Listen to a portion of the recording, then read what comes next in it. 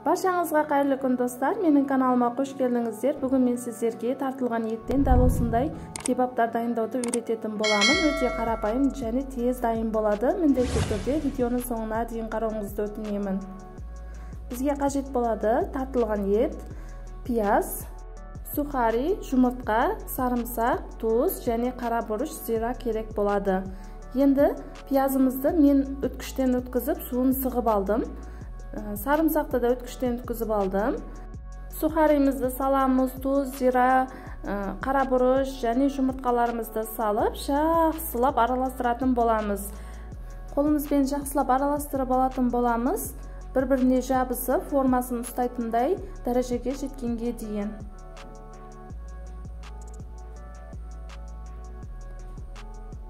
Ал араластырып дайындап алдық, дәл осындай өз формасын ұстайтындай фарш болуы қажет. Мен мантоварканың листіне әдемілеп, тұп-тұмалақ етіп жайғастырып алатын боламын және мантоваркада пісіріп алатын боламын.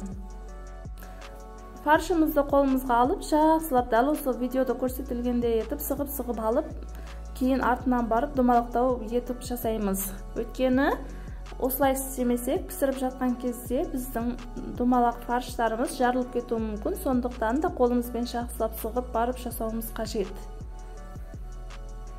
Үлкендігі жаңғақтай болса жетеді. Қаласаңыздар, одан да үлкендеу жасасаңыздар болады және өз қалаған формаларыңызда жасауыңыз мүмкін.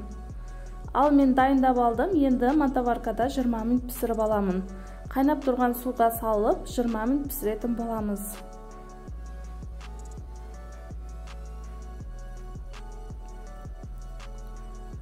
Біздің кебаптарымыз пісті, көріп тұрғаныңыздай жарылып кеткен жоқ, өзінің формасын ұстап тұп-тұмалақ болып пісіп шықты. Ал енді майымызды қызытамыз. Қызып тұрған майға салып, барлық жерін қызартырып, тез-тез қуырып алатын боламыз.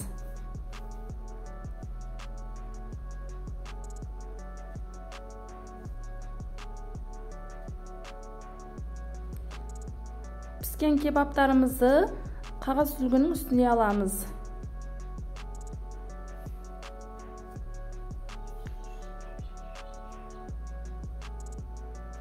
Дәл осылай қызарып шығуы қажет. Ал енді қалған кебаптарымызды да бірінен кейін бірін салып қуырып алатын боламыз. Достар, менің каналымда әртүрлі қарапайым рецепттердің түрлері бар. Міндетті түрде кіріп көрсеңіздер болады және достарыңызбен, жақындарыңызбен де бөлісуді ұмытпаңыздар. Кебаптарымыз пісіп шықты. Енді піскен кебаптарымызды қағаз сүлгінің үстіне аламыз.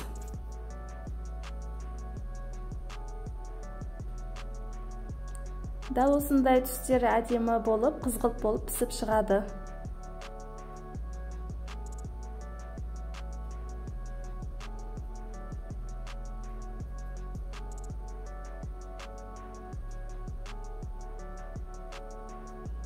Достар, бұл кебаптарды әркім әртүрлі жасайды. Мен өзім бірнеше жылдан бері дәл осы рецептпен жасаймын. Міндетті түрде сіздер де жасап көріңіздер.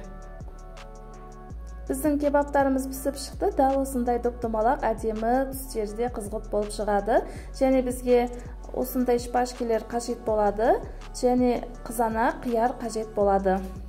Енді әдемілеп қиярымызды ортасынан бөліп, төртке бөліп аламыз да. Төрт бұрышты етіп турап аламыз.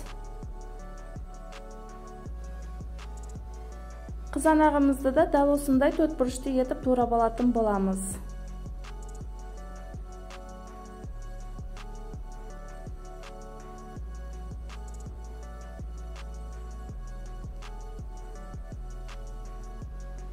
Қызанақтарымызды да турап алдық. Енді шпажкамызге әдемілеп жайғастырып аламыз.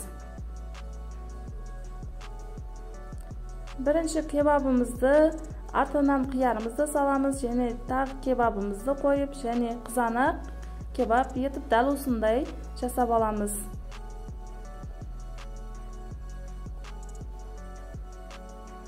Достар, бұл кебаптарымыз өте қарапайым және тез дайын болады. және дәмдері де ерекше болып шығады. Ең маңыздысы өте дәмді болады. Біздің кебаптарымыз дайын болды. Үстін өзіңіз қалауыңыз бойынша безендіріп, дастарханға тарта аласыздар. Және сыйлы қонақтарыңыз келген кезде де дастарханға тартсаңыздар өте барлығына ұнайтын ерекше тағам болады. Міндетті түрде дайындап көрсеңіздер болады. Дәмдері де ерекше, сочный болып шығады. Достар, сіздерге видео ұнаған болса, менің каналыма жазылып, лайк басып, комментария жазуды ұмытпаңыз. Ал сіздерге сәттілік, достар.